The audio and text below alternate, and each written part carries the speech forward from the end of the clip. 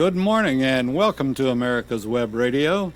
You're listening to David's Pick on America's Web Radio, as a matter of fact, and we've got a very special guest on this morning that you're going to love, and we're going to talk to him in just a few minutes. But as we've started doing our thing here at America's Web Radio, which we've always done actually, we're going to take a few moments, and if you go to our website, the first thing you'll see on our homepage is that you've got what's called J. Roy Ritchie Memorial, and it's Veterans Praying for Veterans. And if you have someone that you want us to mention on the air that's a veteran and having some kind of medical problems or any kind of problem that needs prayer, we will be glad to pass their names on for you. So let's take just a moment. We'll take 1 minute out, and we'll have a little bit of sound effect going on in the music going on in the background. But we'll be back in 1 minute with our special guest, Mr. Mike Roman.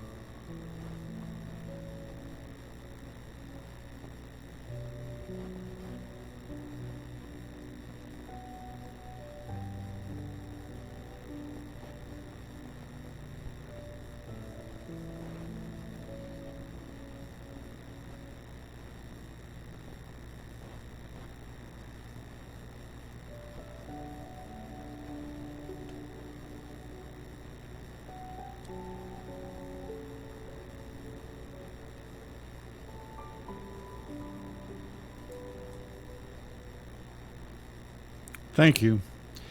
And the other thing that we do here, and Mike, I know you remember this, but we're going to play our little bit of a cadence call just to get us up and going, ready to march, ready to go to the field. Sounds awesome.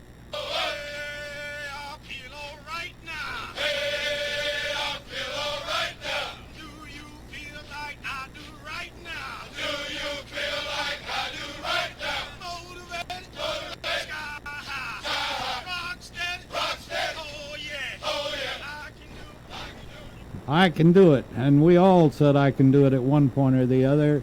You know, back when I was in basic and AIT, and we'd be on that forced march in dust up to our knees almost, and either our platoon sergeant or our platoon leader would start up a cadence call. You couldn't help but get a smile on your face and knowing I can make it the next half mile, or I can make it the rest of the way, whatever the case might be. Were you ever there, Mike? Oh, gosh, yes. And you couldn't help but get a smile on your face when they'd start up a cadence call, could you? Nope. No. There's something magical in knowing that you're suffering like everybody else. That's true. That's very true. And but, you know, I've mentioned this a number of times, and by the way, I want to mention that Mike's a Vietnam veteran, and I mentioned this before, that there were many times in basic and AIT, and I was 11 Bravo, and you know, why in the hell are we doing this? This is about as stupid as you can get. And now at 74, every now and then I'll think back, well, I know why we did that. And the military is great because they have a purpose, and they've been practicing for what, 240 years now. Yes, sir. And they, you know, and this, by the way, I want to salute Warrior to Citizen, a group that helps warriors transition back into being civilians, because once you get in the Army, they know what they're going to do with you, or Navy or Coast Guard or whatever it happens to be. They know what they're going to do with you. Where they let us down, or let some folks down, is they don't know what to do with us after we get out. And this organization, Warrior to Citizen, is great because they fill the gap, be it a problem with PTSD, a problem with whatever the problem happens to be, they are there for you. The other thing that I want to mention, Mike, is that we in Atlanta, Georgia, have a wonderful, wonderful opportunity to support our veterans in many, many areas, and one of them is just learning about them, and that's the Georgia Military Veterans Hall of Fame that's in downtown Atlanta. It has a director that has to be one of, if not the nicest guys I've ever met in my life. Rick White is awesome. He can't say enough about the good man. No, sir. And he will do anything. I think he's the epitome of, he'd take his shirt off and give it to you anytime you needed it. You could get the shirt off his back. He has that phrase from Isaiah that goes, we need food or we need something, who will go? And the response is, here am I, send me. Right. That's Rick. Yep. That sums up Rick. It does. Very good. Yes. I couldn't agree with you more. And he served a couple of tours in Vietnam, and Two. Now he's got full tours. Now he's got his son is I don't want to say taking his place, but certainly carrying on the family tradition, and we want his son is now a full bird. That's fantastic. So we want to salute him as he goes as a full bird. Well, he'll come home with a star in a couple of years. I would imagine so. He's cut from the right cloth. Yes, sir. So we decided, or I talked to Mike yesterday, and I'm personally, as well as many of the folks that we interview, and many of the folks that, whether they're in the military or weren't in the military, we're still there is one common denominator right now, and it's what politically is going to happen. And you'll hear different people that, unfortunately, this is a problem that we have today. As much ability as we have to research something before you speak, a lot of people speak because they think they know when they really don't, and they're putting out fake news or fake whatever. In our show, The Doctor's Lounge, with Dr. Scott Barber earlier this morning, we were talking about socialized medicine and how it will destroy our medical. We have the best medical system in the world, and socialized medicine will put us in the ranks of Canada and the UK, and that's why they come here for medicine. But, we have, again, in my opinion, the second best writing in the world, and that's our Constitution. And it's very clear in the Constitution, which I'm not sure many of our representatives, be they House or Senate, have ever read. And I still wonder if they are reading it.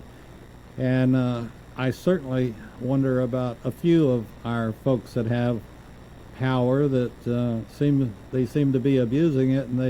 And I hear frequently people talking about, well, they'll just call out the military if anything happens.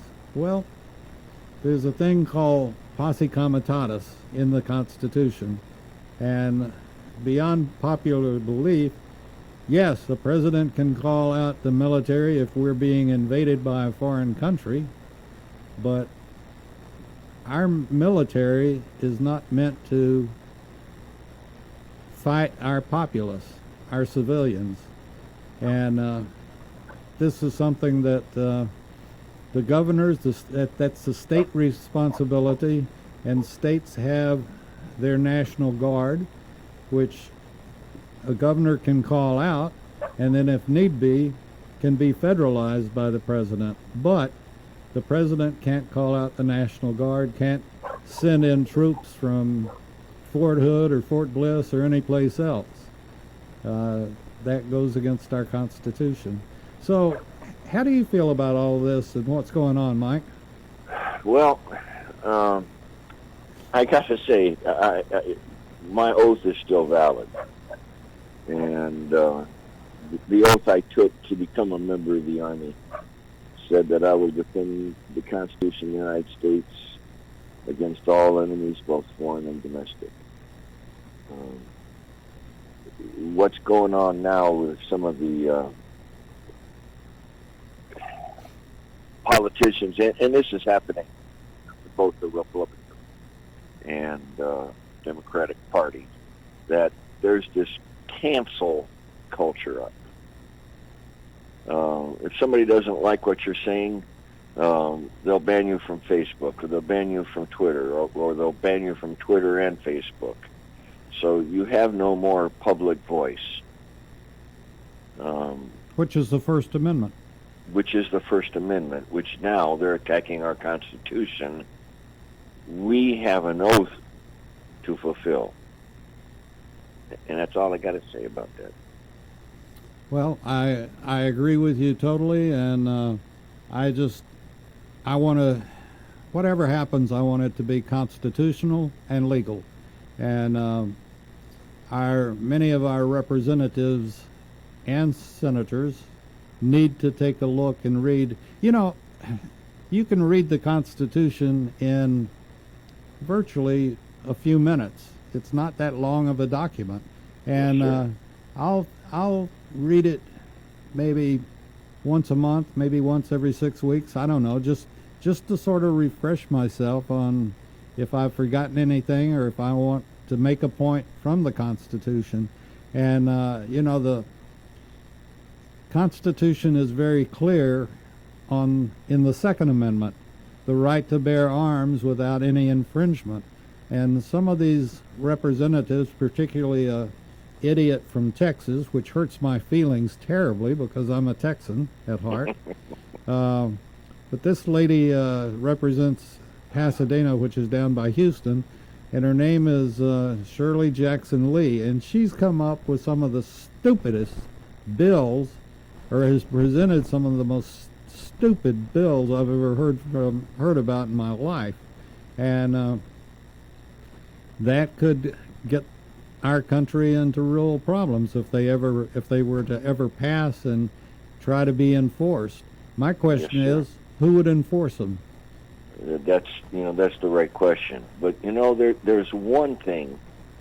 Did you know that Biden is still President-elect Biden? He's not President Biden. President Trump is President Trump until March 4th. That's in the Constitution. So all these bills he signed, these executive orders? Yes. He's smarter than the whole rest of the damn country. He saw his shadow on Groundhog Day, and I heard he's got 20 more executive orders coming because of that. Well, he may outsmart himself, Yeah. And he's been bought and paid for by the Chinese.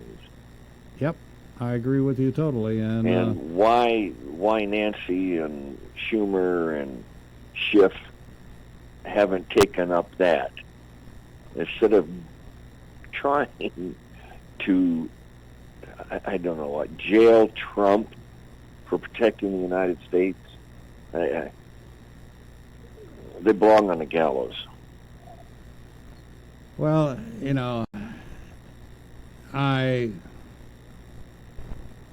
it's been incredible, and like I've said, our public, our voting public,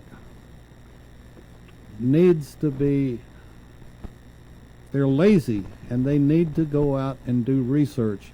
There's no way that anyone with a lick of sense could have voted for Biden. As a friend here says, they didn't vote for Biden, they voted against Trump. Well, they voted against Trump because they don't like the way he combs his hair, or the way he tweets or whatever.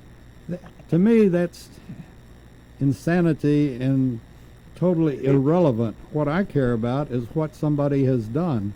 And, in my opinion... It's childish and immature. Yeah, in my opinion, Trump has a full bucket of accomplishments, and Biden has an empty tin can of accomplishments. 47 years. Yep, and never done a thing. And, I've got this thing, too, and let me ask how you feel about this. I'm very pro-military, and I'm very pro-first responders. I've been fortunate in my life to have been in both situations. But be that as it may, I don't feel like anybody should be in Congress that hasn't served in one shape, form, or fashion or another. And one of my biggest pet peeves, and I'm sure that you appreciate this one from Vietnam, and it's been even worse in the Middle East, and that's of somebody that's never put on a uniform, never put on a pair of boots, never carried a weapon, lugged a backpack, and makes up rules of engagement. You mean like McNamara? Like McNamara and like Pelosi and like Feinstein, and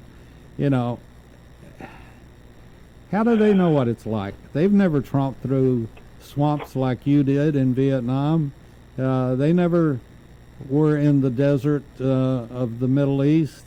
And we had Bob Pennington on the other day, and Bob was, and this is, I would bet you, Mike, that we could go to Congress right now and ask them, what was the last horse soldier in America, or when was the last group of horse soldiers that served, and where did they serve? And I'll bet you dollars to donuts that there's not one member in Congress that could tell you the answer to that. No. But David, I'd like to take it. I understand your Congress should serve, but I want to take that one more step further. I think that after high school, or before you start college, or before you start a life, you have to serve. I believe it's 3 years is the right amount of time in public service of some sort. Military, maybe you're assistant. You work with fire departments, or you work with the police departments, or you work with human resources, or you work in public health. I think 3 years of that would change the way people think. People are so ignorant about so much only because they don't know and have never been exposed to it. So expose people to it. Well, not like you're going to catch germs, or you're not going to die and go to hell. I mean... Mike, we need to take a break right quick, and when we get back, I'm going to add one word to just what you said, and it's literally one word. Ladies and gentlemen, boys and girls of all ages, join me, Roger B., every Tuesday at 1400 hours right here on America's Web Radio for the Locked and Loaded Show. We will talk about guns, weapons, ammo, gun accessories, prepping, and so much more. So be sure to join us every Tuesday at 1400 or 2 p.m. for Locked and Loaded on America's Web Radio. If you live to serve and want to make an even bigger difference, consider joining the U.S. Army. With training in fields like medical care, linguistics, and engineering, an Army career can amplify your efforts with humanitarian opportunities all over the world. Plus, you'll receive competitive pay and incredible benefits, so you'll be taken care of, too. Learn more at GoArmy.com. You're listening to America's Web Radio on the AmericasBroadcastNetwork.com. Thank you for listening. And we're back on America's Web Radio with David Spick and our special guest, Mr. Mike Roman. Mike, what you were talking about, I agree with. It's sort of like what they do in Israel, that everybody has mandatory service. The one word that I would add to that, and that's why I lean towards pro-military as opposed to just public service. But even at that, public service would be better than what they're doing now. But the one word that I would like to add to it is discipline. And the military teaches you discipline, and it also teaches you leadership. We never talk about that. It doesn't matter whether you're everybody's gone in the Army, gone through being a private, then a private first class, and then E4 and E5, etc., etc. But in the meantime, as you're gaining rank, you're also learning leadership skills. Maybe you're a squad leader, then you get to be an E6, E7, you're a platoon sergeant, or at some point you may decide you want to become an officer. But the military has one advantage over public service, in my opinion, and that's discipline. You're absolutely right, David. Yeah. And we could use a whole lot of discipline these days. Well, parents aren't being parents. Nope. You know, they raise kids, they hire a nanny, and they go to work. Yep. And let's sit down and talk about it. Well, sometimes you need to make sure their bottoms are warm before you have them sit down, you know. Just in case they've caught a chill or something like that. Yeah. But parents, you're right. Parents need to be parents, and this is what has been pointed out in every city with problems with teenagers, and that is they come from a family, a split family possibly, or one parent family that's trying to raise them and make a living and everything else. And it may not be the kid's fault, but at least we're gaining a recognition of that, where the problems are coming from. And it's like I mentioned, the Warrior to Citizen organization, a guy that's just served a tour or a woman for that matter, that's just served a tour in Iraq or in the Middle East somewhere, and they come home and they're used to giving orders or taking orders, and all of a sudden, they become Mr. Fix-It again, or this or that, and there's an adjustment period. And the government has never, finally they accepted PTSD, but we've always had PTSD, shell-shocked or, traumatized by whatever of war.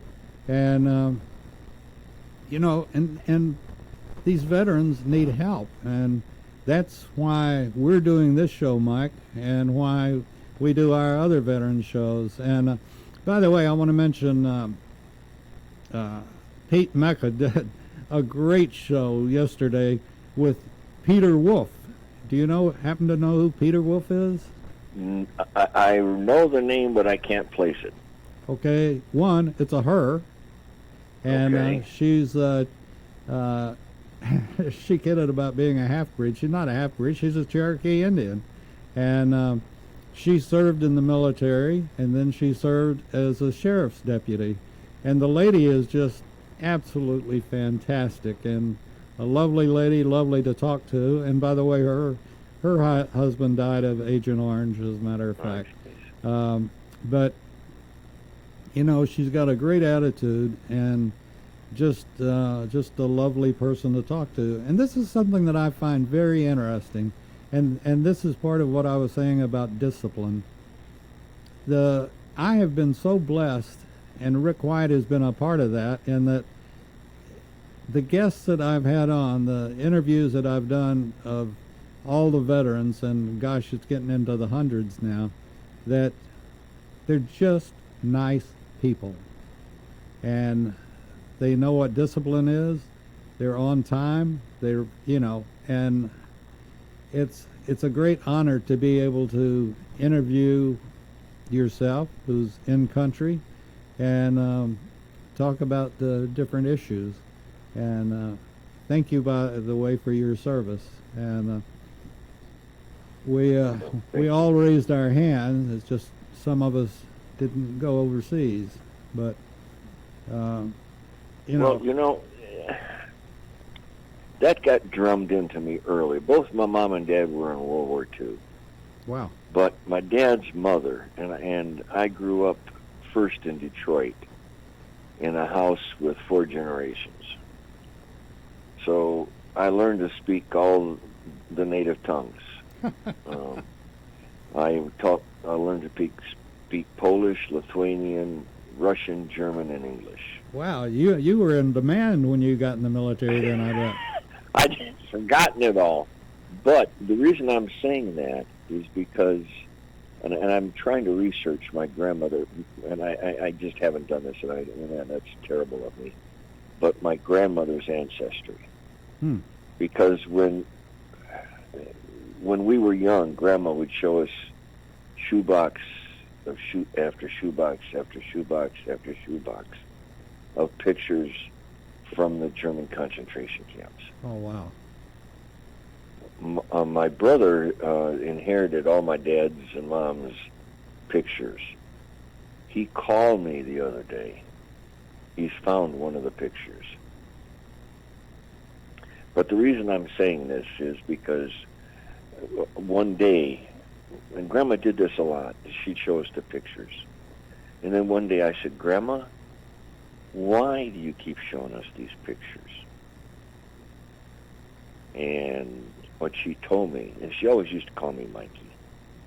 She said, Mike, which was, my dad's name, which means that's the grown-up way of addressing Mikey. The reason evil exists in the world is because good men do nothing. She was giving me an order for the future. And when I got fed up with school and didn't know what I wanted to be when I grew up, there was the military, because the military was helping these oppressed people in Southeast Asia and Vietnam. And there were atrocities by the North Vietnamese. And that image my grandmother placed in my head, that if I thought I was a good man, I got to go to defend those poor people. Wow. What a lesson she taught. Yes, sir. I guess in many ways, and again, I've talked about this before, is that we came back from World War II, and there was Hollywood, in many cases, glamorized war, and there's no glamour in war, and probably Vietnam was the first really dirty, nasty conflict that we were ever in, and found out how in the world can a human do that to another human being. And now we've seen the same thing in the Middle East, where they have, some of the atrocities that have gone on in the Middle East certainly are comparable to, or in some ways, those of the North Vietnamese on their own people, the South Vietnamese, as well as the Americans that served in Vietnam. And you just wonder how can a man do that to another man? And I was having a talk with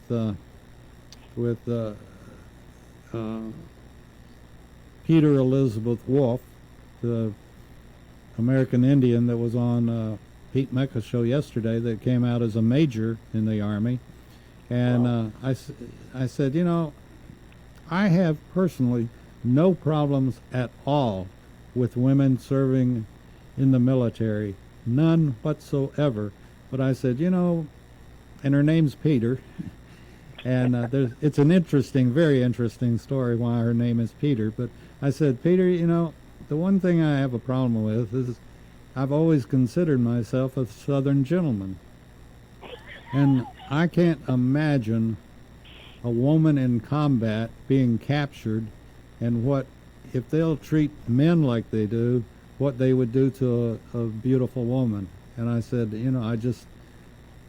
I hate the thought of women being in combat.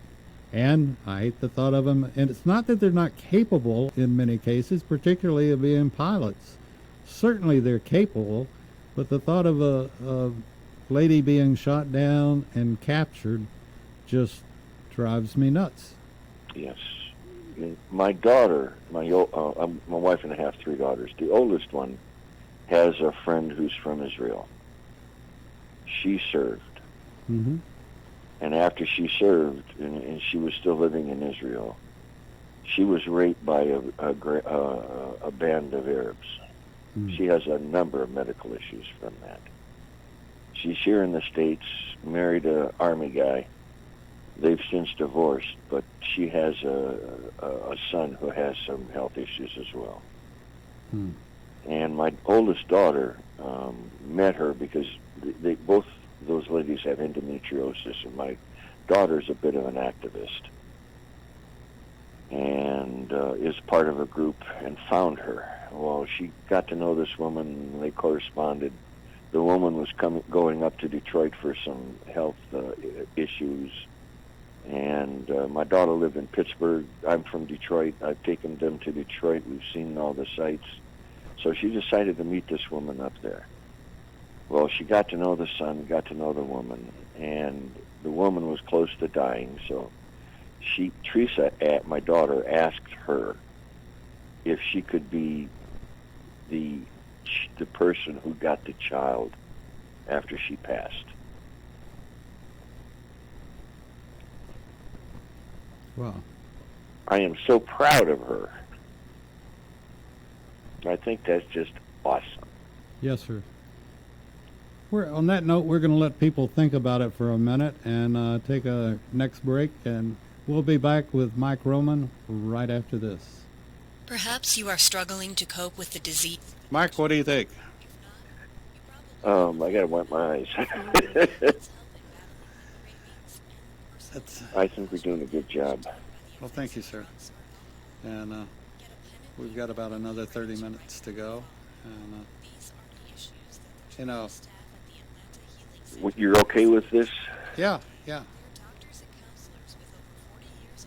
And we'll get back into more military when we come back. All righty. Oh, hey, by the way, yes, sir. I got interviewed by the supply chain guys, and they reminded me that I'm in the Atlanta Apex Hall of Fame, and since 1964, there's only 4 other people been put into that thing. Oh, okay. That's the supply chain stuff. Yes, sir. Whether cruising the strip in a 57 Chevy or taking the family on a vacation in a 71 Oldsmobile Vista Cruiser, you need to tune in to Classic Cars with Steve Ronaldo and Jim Weber. Okay, we'll be coming back shortly. On AmericasWebRadio.com. You're listening to America's Web Radio on the AmericasBroadcastNetwork.com. Thank you for listening. And you're back on David's Pick on America's Web Radio, and we've got E5, Mike Roman. And, Mike, I appreciate the fact that, these officers, and most of the time we've had many, many officers on, and, the sad part is they make me stand at attention the whole time I'm doing the interview. And, you ain't any better than me. That's what I got out as an E5. So Rick White is not that way. No. I got to tell you. I'm teasing about that too. Officers. No, you're not.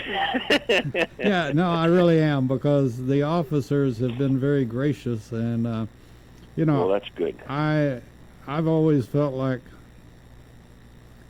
yes, I did my part. I raised my hand. I gave my 6 years to the country. But I didn't go in country, and I have, like everybody else that grew up in our time in the 60s and early 70s, and I always felt like I didn't do my part. And so, David, you shouldn't feel that way. You did do your part.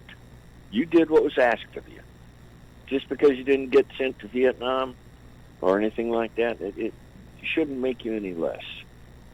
Yeah, you don't get to have some of the medals other people have, but I don't wear my uniform very often either. You know, that medal and $7 will get you a scotch and water at a bar. Yeah, but it's it's love of country, and it's a shame that, well, you know what we were going through in the 60s, and it's not a whole lot different from what's happening now. And I guess one of the biggest slaps in my face, and God knows I'm sure yours as well, but was just even coming home from basic and AIT, and a couple of times between basic and AIT, I got to travel a little bit within the states, and knowing that I was ordered not to wear my uniform. Well, I felt like at the time, hey, I just went through basic, I made it, and I'm not making a big deal out of it, but I made it, and I'm infantry, and why shouldn't I be able to wear my uniform and my blue beret and not beret, what am I trying to say? The blue braided arm. Yes. And be proud, and yet I was ordered not to wear a uniform, wear civilian clothes. And to see the reaction of our country towards veterans, Vietnam veterans at the time, was just deplorable. And I hope that never happens again. And I hope it doesn't happen today. And people have to understand what it means to raise your hand. And anyway, so I don't have to stand at attention. I am relaxed. I'm sitting down. I'm on camera, and probably making people all over the country sick as dogs. But anyway, okay. What was your MOS, Mike? I was a 31S30, a crypto, real crypto repairman. That meant I traveled around sometimes in Vietnam fixing crypto machines that enciphered voice, radio, or teletype. You know that. And that's I had to get a top secret clearance, and one of the things that goes with that is with crypto access. So, the presidents don't have access to crypto gear. I didn't have access to the switch to throw the bombs and stuff, but I had one part higher than the President of the United States worth of secrets in me. That's interesting. This is a good time again to throw out that if you're and we don't have very many high school kids that listen to us, that's for sure, but we do have college graduates listening to us, and if you're a grandparent or a parent of a high school graduate that doesn't know exactly what they want to do yet, and I'm addressing both men and women, the military is the answer. Just check it out. They have, just like what you were saying about crypto, how many people even know about what you did? And there's so many fields in all the branches of the military that you can find something. You're interested in flying drones, or you're interested in this, or you're interested in that, and the military has a place for you. And it's the greatest experience. It's the greatest. Again, I don't think I've interviewed anyone that won't say something along the fact that, one, they met the people that they're still in contact with. They made friends in the military, and what was funny, most of them have said it's the ones that they met in basic or advanced training or whatever you happen to be in. But but it holds true with. I don't know that you have friends from Vietnam, but I'm sure you do, and well, it's just I can call any one of 35 people. Be here, on the next plane or 10 hours by car. Could you loan me about a dozen of those? They'd say, David who? Yeah. Yeah, a lot of people do that, as a matter of fact. But no, there is just a camaraderie in the military that a lot of people will never have, and that's too bad. They'll never know.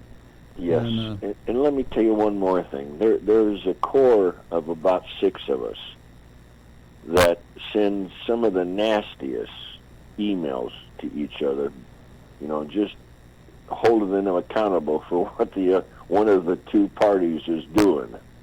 And we get mad with each other, but guess what? At the end of the day, we're still friends. Oh, yeah. One of the things you learn in the service is that your opinion's just as valued as the next guy's. And they may be totally polar opposites. But guess what? The two of you have one mission, and that's to protect each other. Mm-hmm. Cover your 6. Yep. And a lot of, here again, a lot of folks that have never served don't understand what it is. And this even holds true in basic and AIT, is that you've got a buddy or you're depending on that guy next to you to take care of you in one shape, form, or fashion. Maybe it's on a forced march and he just sort of puts his hand under your arm and says, we're going to make it, Yes. And whether it's bullets flying or not flying, it's covering your buddy, and that's what the military teaches. And you made a comment a few minutes ago about some of the strangest things. Why did the Army do some of the strangest things? Do you remember the quarter mile you had to run with carrying somebody on your back? Oh, yes. And it was hard for me, as small as I am, it was hard for me to find somebody that I could do that, but I did it, and I won a trip to San Francisco.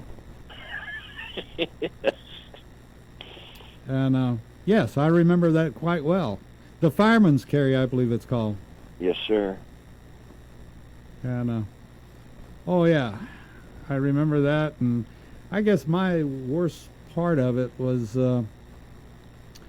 as short as I am, I haven't got the leg stretch that taller folks have, And Yeah. A forced march ate my sack lunch up. But even worse was when it was on I don't want to say road, but a trail that had been used by tractors, and all it was a bunch of dust, and you couldn't hardly breathe in that stuff, Yeah. And but I was very fortunate. I did my basic and AIT at Fort Ord, California, and it was gorgeous, absolutely gorgeous. Tough duty. Yeah. Well, I mean, it was and in AIT we did survival, escape, and evasion. And if you got caught, guess what happened to you? Go ahead, tell me. You got waterboarded. Waterboarded? Oh my God! And I didn't get caught. I was the platoon leader, and I didn't get caught, or my platoon didn't get caught. We made it through and didn't have to worry about any of that. But a lot of guys didn't make it, and they got caught, and they were waterboarded, and nobody died. And, they didn't like it. They didn't want to volunteer to go try it again, but it happened. And, Yeah. This is, here again, this is people making judgment calls that have never been there, never done that. And I have a real problem with that. Well, when you have Jeff Heel on, he might or might not talk to you about his capture when he was in that escape and evasion as a Air Force pilot. Interesting. Just ask him if he wants to talk about any of that first, sir, please. Sure.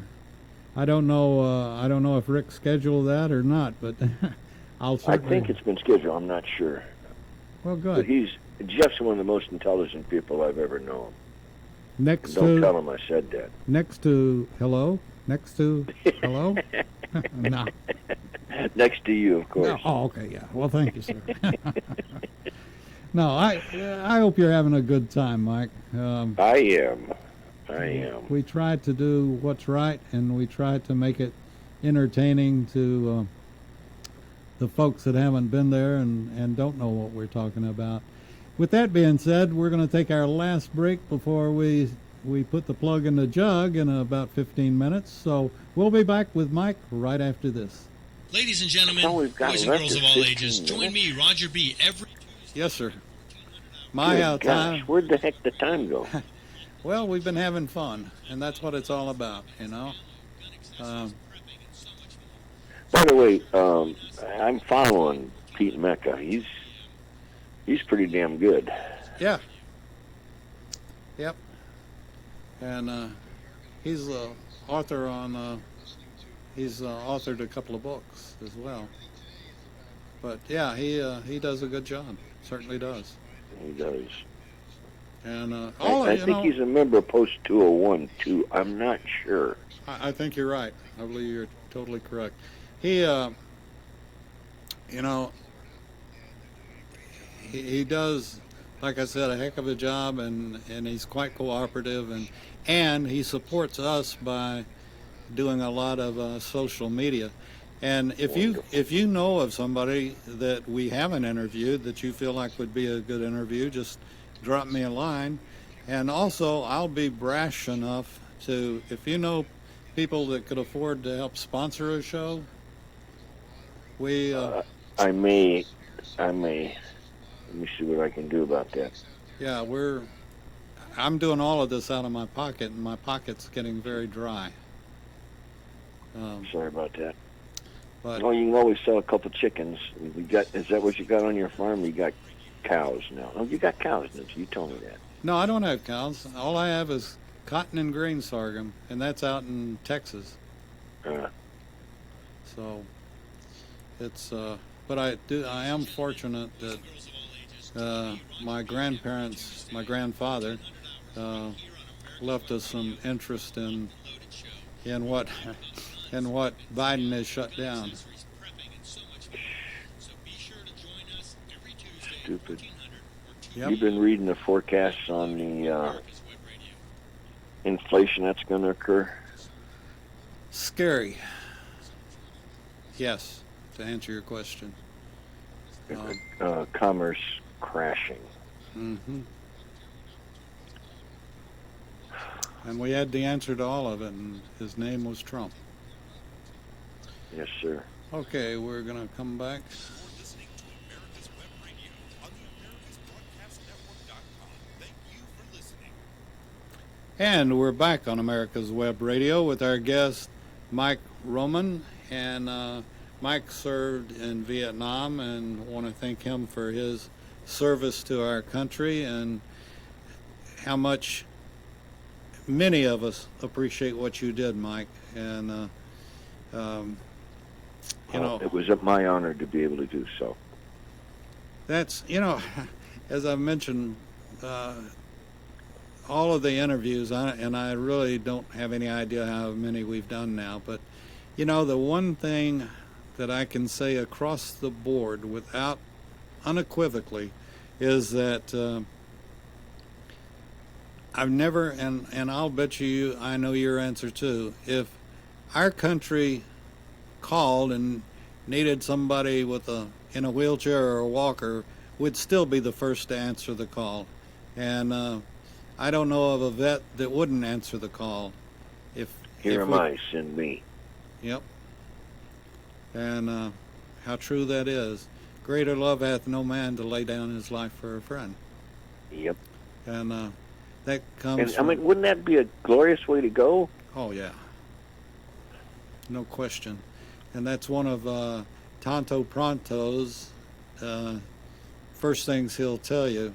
And I don't know if you know who that is, but he served in Benghazi, and he's become pretty well known, and with his tack glasses or whatever they call them. But Tonto is a great human being as well. And there's just something about veterans, and or people that are in the service, and I always ask too that if you're in an airport or you're traveling or just any situation, you see a veteran wearing his "I served on the USS whatever," or a person in uniform, and that can be first responders or military.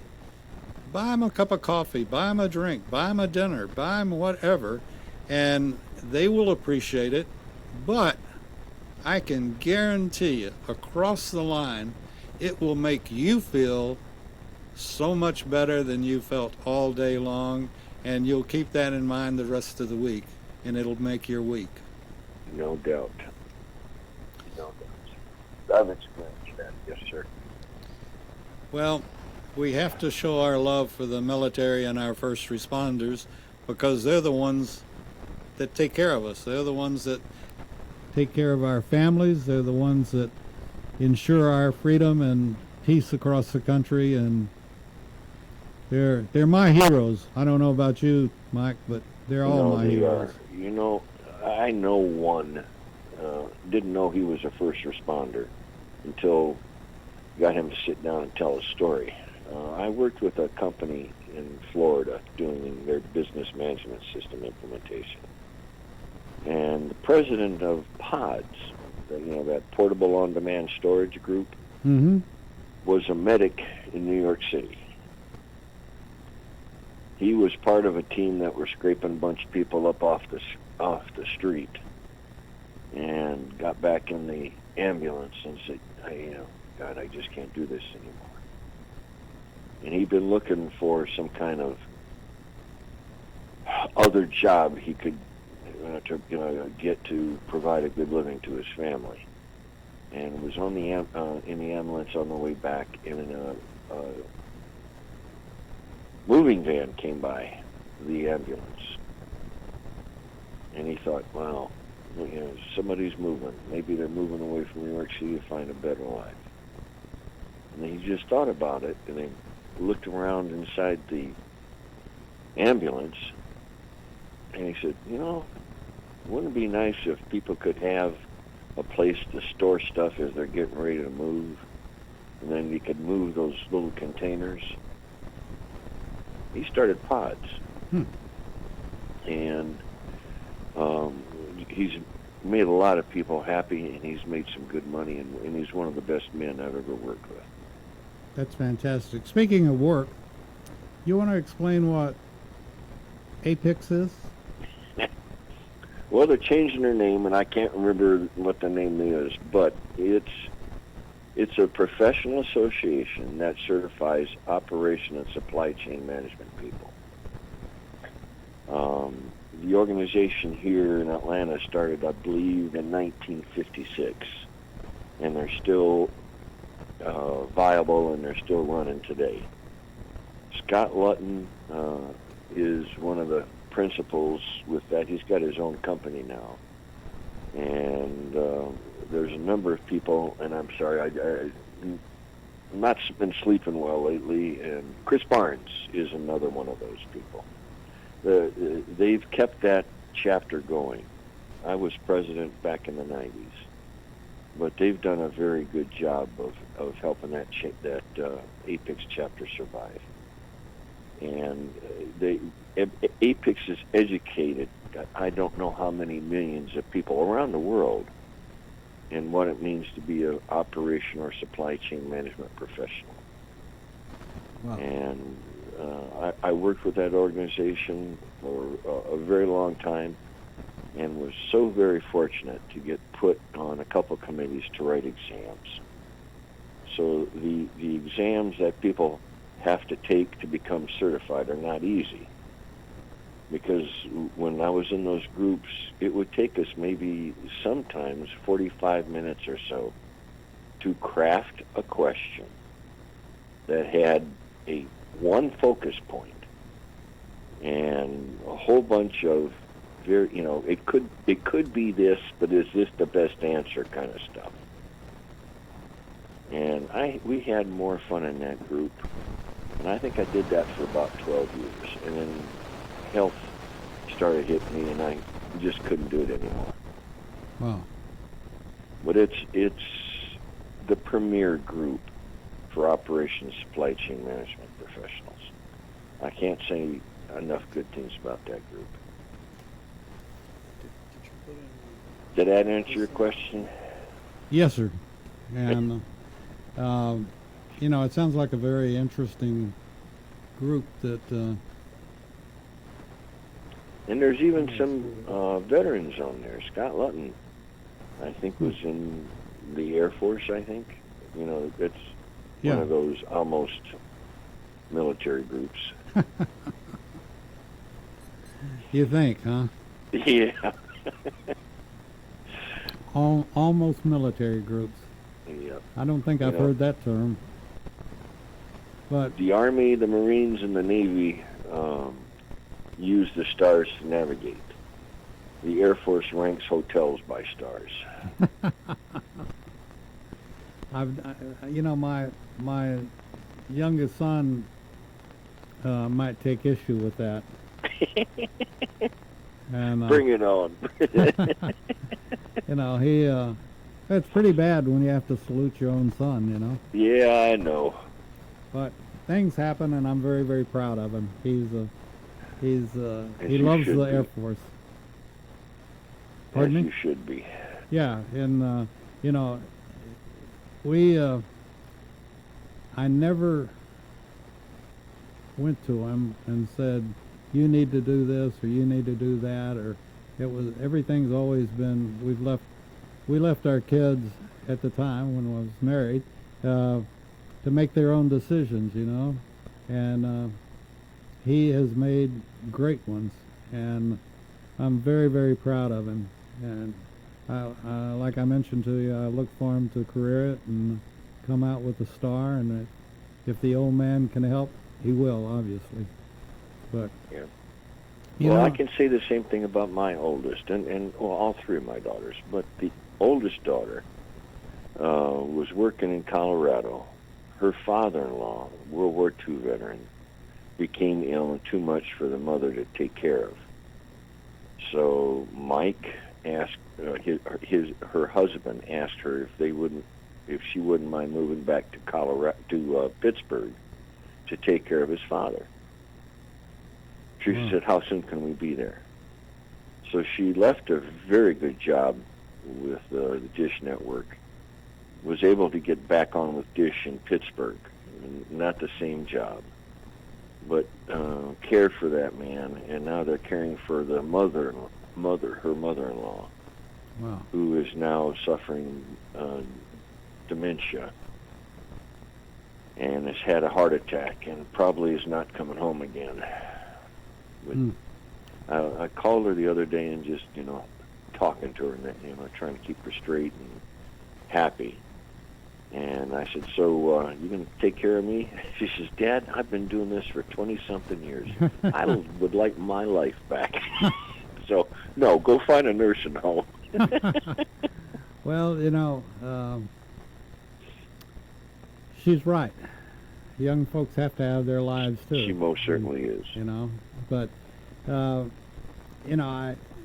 back to Vietnam, what one memory do you recall? In fact, I'm gonna have to ask you that question when you come back on. If you'll grace us with your presence again. I would love to, David. I really enjoy doing this. It's cathartic. It really, really is. And I appreciate you allowing me that opportunity. Well, you're welcome, and thank you for your service. And we hope that and for yours, other veterans will,